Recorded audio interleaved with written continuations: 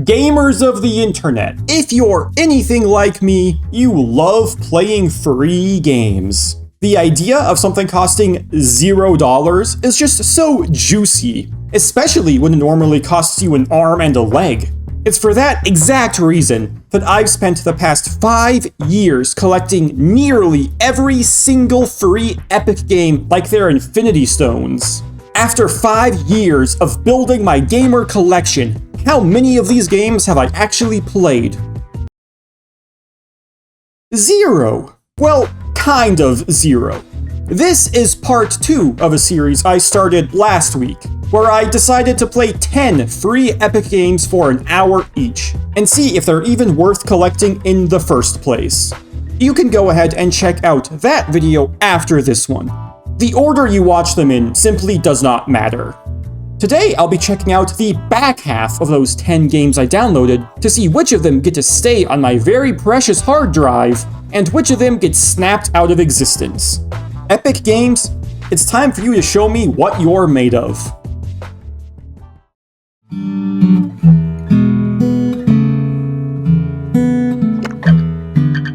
Turmoil is an efficiency management type game.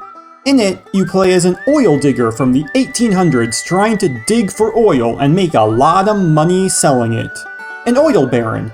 Or, in other words, absolute scum of the earth. In order to accomplish your capitalistic goals, you'll need to hire dowsers to find oil pockets, build oil rigs to dig in those pockets, and buy horse carriages to transport and sell your dug oil. Before you ever begin digging, you need to roll the dice on a plot of land in an auction, and hope the land you bought has a lot of oil in it. You then spend the next year digging your field for oil. At the end of the year, all of the undug oil ceases to exist, I guess, because you only have that 1 year to make as much money as possible in the field you bought. At the end of each year of honest work, you come back to this rootin' western town, where you can buy upgrades and services which make digging for oil more profitable in the following years. Turmoil is very simple. It feels a lot like an entertaining Flash game from the 2010s. This is the kind of game where you can really disassociate from reality and just chillax. I don't think this game would actually be all that fun to play while high, but it gives me the vibe that it would be. And I don't really know how to reconcile that. Turmoil was a pretty good time for the hour I played it, and I get the feeling there's more complex mechanics later on in the campaign, but even so, I think this is gonna be an uninstall for me. These kinds of games aren't really my thing, and I can't imagine I'd want to play Turmoil over some of the other gems I've found on this journey. Speaking of which, a lot of the games I've been playing are pretty small and unknown. I want to try something with a bit more name recognition next.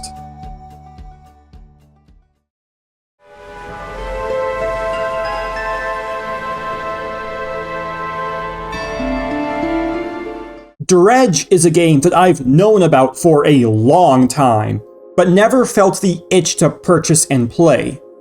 Much like Garden Story and Undying, 2 games I played in the last video, Dredge is a game that's built around time management as you follow a daily schedule. In Dredge, you get to live out the dream of every middle-aged dad, and spend your days fishing on a big old boat. You get to sail around this beautiful ocean, sprinkled with islands as you look for fishing spots. After spending a nice relaxing day of fishing, you can sell your catch to the local fishmonger, and use your hard-earned income to purchase upgrades to your boat, making it even easier to catch more fish. Just be careful not to stay out on the water too late, or bad things happen? I'm not really sure. I didn't bother limit testing. The darkness was #too spooky for me. Dredge adds a few more elements on top of this basic foundation that makes it one of the most addicting games I've ever played. Dredge is an absolute master of gameplay pacing. The most important element to bring up is how quick the days go by in Dredge. From sun up to sun down is only a few minutes. It's super fast. And yet, in that short amount of time, you can very easily accomplish things that have been asked of you. As you play, new mechanics are drip-fed to you through the lens of story/quest type content. Just as you're finishing up one story thread that introduced a new mechanic, another quest opens up with a whole new thread and potential gameplay ramifications. Completing these quests can be done very quickly if that's what you choose to focus on. This gives you the feeling of wanting to spend just a little bit more time playing to finish up the latest quest, only to get hit with another quest that can be completed equally as quickly. But Dredge is smart enough to not give you two mini-quests at any one time. That could easily begin to feel overwhelming. Instead, you're only thinking about 2 or 3 goals you have to make progress on at any given time. The way Dredge paces its content makes it nearly impossible to put down. It's incredibly unfortunate I discovered this game before filing my taxes this year. The gameplay mechanics are all really fun despite being simple. Mostly, you sail this boat around the ocean, using basic and intuitive tank controls. The boat turns tightly and stops on a dime right where you want it. Fishing is equally simple, but demands a tad bit of effort to pull off. Once you've parked your boat over a fishing spot, you're presented with this mini-game, where you have to time button presses correctly to reel in the fish. There's a similar but slightly different minigame for dredging up scrap materials. Once you caught your fish or salvaged your scrap, you're rewarded with a chance to agonize over organizing a Tetris-style inventory. All of these gameplay elements are pretty easy, but they're fun to engage with and require just a little bit of attention to manage. I can easily see myself sinking a lot of time into this game while chatting with friends over Discord, or using it to unwind after a long day. I'll just have to remember to stop playing and actually go to bed at some point. There's no chance I'm uninstalling Dredge. I really like it.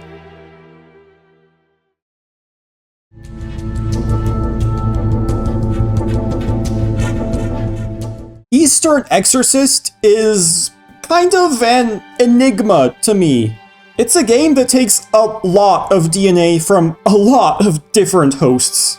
It's a real bastard homegrown dinosaur kind of game. I think this game is best described as a beat-em-up with Souls-like elements, or a character action game with Metroidvania elements, or some combination of all four. It doesn't fit into any one genre perfectly, which is absolutely infuriating to my brain. Regardless of genre, Eastern Exorcist's primary focus is on the combat. Your character has a pretty varied moveset that honestly feels a lot like Devil May Cry. Your main goal in combat should be trying to pull off slash attacks. This is a move that opens up to you after performing other certain actions, like completing a basic combo, using a charged attack, or successfully parrying, and other things like that.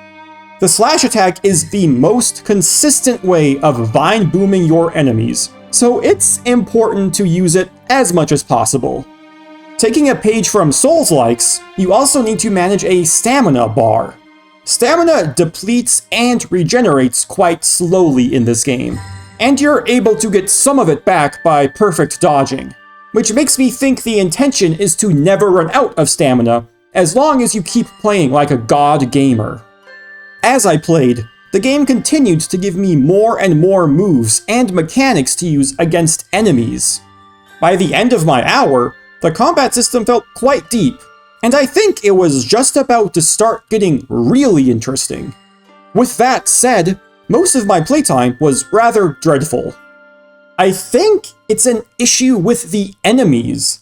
They just don't got the sauce. They're often standing at an awkward distance from you and walk towards you at an awkward pace, making it feel janky to both attack and defend against them. They don't have especially complex moves either, and their AI isn't the best. Using your rather deep move pool against these pretty simple enemies feels kinda like asking Gordon Ramsay to be a fry cook at McDonald's. Like, I can see the potential, but it's clearly being wasted here. So, this game has combat, but how are encounters actually handled? Weirdly, the whole structure of this game is just confounding. Eastern Exorcist is mostly filled with a ton of brief story moments of characters having dialogue with each other and giving you short-term goals to achieve. Usually things like, go over here and look for something, then come back and report. This process only takes a couple of minutes. While walking to your next objective, you'll continuously get jumped by a group of hooligans that you have to kill before continuing. Basically, the structure is just like the first 30 hours of an MMO. But the world design is so weird. Best I can describe it is like a series of simple beat-em-up stages that connect together in a vaguely Metroidvania way, but it's only essence of Metroidvania. Like, this game was stored in the same warehouse as a Metroidvania or something. Combat is clearly the focus, so I guess that's fine, but it still feels weird to me. Like, this game should lean more into Metroidvania elements, or lean away from them. A perfect example of this halfway in between both system they got going on is how upgrade materials work. They're scattered around, and they're kind of supposed to be hidden, but the game's traversal and individual screens aren't complicated enough to hide them well. Eastern Exorcist feels like it's halfway between a million different genres. Maybe I shouldn't be trying to put this game in a box? I mean, it is its own thing, and I guess I should try to respect that. One thing I won't respect is how this game handles its tutorials.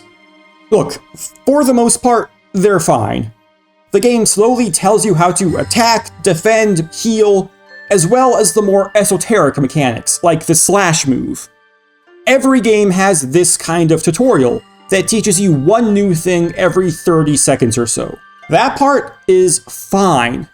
What's terrible is that Eastern Exorcist will show you the exact same information screen over and over and over and over again. Like, yeah, I learned this mechanic the first time you told me. Why are you showing me the same exact screen 5 more times? Like, was this game designed for Joe Biden? My dementia isn't that bad. Give me a shred of credit, please. At best, this feels like a mistake and a general lack of polish. My overall experience with Eastern Exorcist was relatively negative. Yet, I feel like I'm only half an hour away from everything finally falling into place in a satisfying way. So, for the time being, I'm actually going to leave this game installed. But don't get me wrong, it's on thin fucking ice.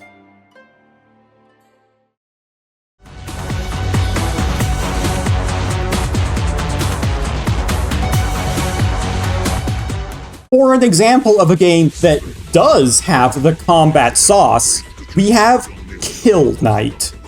This is a super arcadey bloodbath of a video game. In it, you play as the lead singer from popular band Sabaton, as you invade hell to kill the shit out of demons. This game is broken up into stages, with each stage comprising of about 10 minutes of straight combat. Killknight has no exploration or levels to speak of, just constant murdering in a single room with a shifting layout. Once you reach the end of the level, you can start cracking away at the next one. This game is all in on the combat. It has a Doom Eternal style flow to everything, with a lot of mechanics around managing resources that can be refilled by busting demon heads in specific ways. Your demon-slaying warrior has a super strong heavy weapon, but very limited ammo for it. If you want more ammo, you have to kill demons with melee attacks. As you use your melee, you'll build up a resource that can be consumed to unleash a devastating melee-based super move that totally eviscerates demons. Anytime a demon is defeated, they drop blood gems, another resource that fills up another super move attached to your heavy weapon. Using this move not only deals a fuck ton of damage, but is also the only way in the game to get your health back. So slurping up blood to fuel this attack is very important. Anytime, you can hold down the suck button to slurp up blood gems from a larger distance away. But holding down the suck move means you're not using one of your attack moves. And in killknight, you want to be attacking with as much uptime as possible. Your most basic attack, and the attack everything else revolves around, are your dual pistols. These things have infinite ammo, but a limited magazine. They have the Gears of War style active reload mechanic, but instead of simply reloading faster, you can cause a variety of different bonuses to occur depending on what you need in that specific moment. Using a melee attack during a reload will deal more damage and regenerate more heavy ammo. Using your pistols while reloading your pistols somehow makes them deal more damage. And pushing the suck move while reloading instantly absorbs all the blood gems on the stage.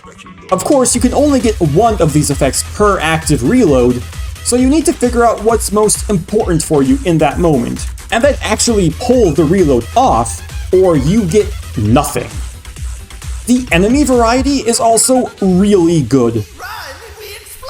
There's enemies that only melee, enemies with ranged options, enemies that are tanky, enemies that are Beyblades for some reason. In killknight, you don't only have to manage your personal resources, but you also need to manage the hordes of demon bastards coming to take your lunch money. With so much to manage, this game becomes quite difficult. To keep things fresh, killknight has a ton of unlockable equipment you can use for each of your runs. So far, each new weapon I've unlocked has felt quite different from the others. It's fun to unlock an arsenal of questionably legal weaponry, and it gives this game a lot of replay value.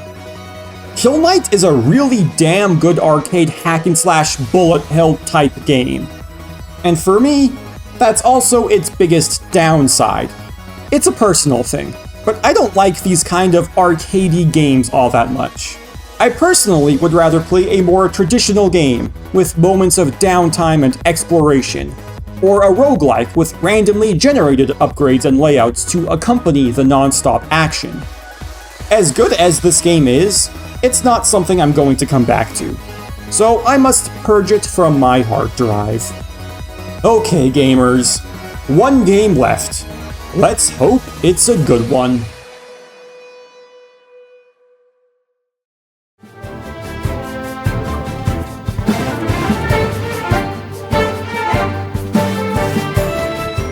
The final game of my Epic Games journey is Wizard of Legend. This is a roguelike game where you play as a wizard trying to complete a special series of challenges called the Chaos Trials. The ultimate goal of which is to get to the end. On your way, you'll collect upgrades in the form of spells and relics, which will theoretically make you a lot stronger. I say theoretically because I was barely able to collect any upgrades at all before eating massive piles of shit and dying over and over again. Wizard of Legend is one of the most difficult roguelikes I've ever played. It almost feels like I'm missing some core mechanic that makes the game playable, but I think I'm actually just that bad at it.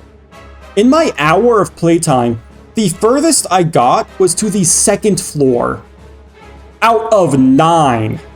Enemies in this game are not messing around. If you get close to them, they will slap the shit out of you as soon as they're able to. You also don't have any iframes after getting hit, so you can very easily get yourself eviscerated out of nowhere. This shit brings me back to my high school days. By the time my hour was up, I was beginning to get a better feel for how to move and space myself properly, but I'm still a long way off from being any good at this game. In order to defend yourself against the hordes of bloodthirsty enemies, you need to become a hyper nerd and memorize various spells. You begin each run with 4 spells equipped, but you'll find more as you progress through the Chaos Trials. And you have the option to replace old spells with new ones you find, should that desire arise. Your arsenal is composed of 1 basic spell, 1 dash spell, and up to 4 other spells. Basic spells are the weakest, but they can be used pretty much infinitely. No matter what, you can always rely on a basic spell to deal some damage for you. Dash spells enhance your regular boring dash with cool, flashy abilities. Your other 4 spells are where most of your power will come from, but they also have the most downtime and longest cooldowns. In addition to spells, relics can also be found to grant more passive buffs to your wizard. I feel like relics will give you the most power in your runs if you manage to collect the right combinations. But again, by only reaching floor 2, I really didn't get to experience the height of power that's possible in this game, but I sure hope I can one day. Each run starts with you equipping 4 spells and 1 relic, before jumping into the Chaos Trials. I love getting the option to change up my starting loadout in a roguelike. I think it adds so much replayability on top of a genre that's already super replayable. Another aspect that adds replayability to Wizard of Legend are permanent unlocks. Those starting spells and relics you equip, before equipping them, you gotta buy them using gems, a currency that carries over between runs. Giving me some long-term goals to work towards is a surefire way to make me want to keep playing your game. Even if I can't make a lot of progress in the Chaos Trials themselves, I can slowly make progress in adding new spells to my spellbook, and that's just a nice feeling. It's like a participation award for getting my shit pushed in during combat. As far as I can tell, combat is mostly about spacing away from enemies while firing spells towards them. When an enemy gets hit with a spell, with any spell I think, they get stunned and can't move or attack. So you really want to keep the pressure on them, because again, if they get close to you, they will slap your cheeks very hard. Wizard of Legend is a game I'm dog shit at, but I really want to get better. So I'm going to keep it installed. I love roguelikes, and I'm sure this one will click with me in time. I just gotta keep practicing. Surely I'll see the first boss with just a few more runs, right? And with that, we have successfully played another 5 free epic games. Biggest winner this time for me has to be Dredge. That game really has something special going on. I will 100% play more of it in my life. And now, I think I should give a quick update on the games I played last week. I put about 3 more hours into Mortal Shell, and I think that might be enough for me. The world design is just so tangled, it hurts my brain when I try to navigate. My IQ is too damn low, and it kind of overwhelms me. I've also been playing more of my winner from last week, Mages of Mystralia, and I've been loving every second of that game. If you have no idea what I'm talking about with these 2 games, I guess that means you should check out last week's video about the first 5 epic games I played. I'm considering doing more of this. There's no shortage of epic games to play, so I could certainly make this a long-running series, but I'm not sure if that's something people would actually care to see. Let me know in the comments. You can also watch any of my other videos. I'm sure you'll like them too. But if you don't, that's okay. Just a like and a subscribe is enough to make me very happy. Thank you so much for watching this video. Please remember to stay positive and have a wonderful day, everyone.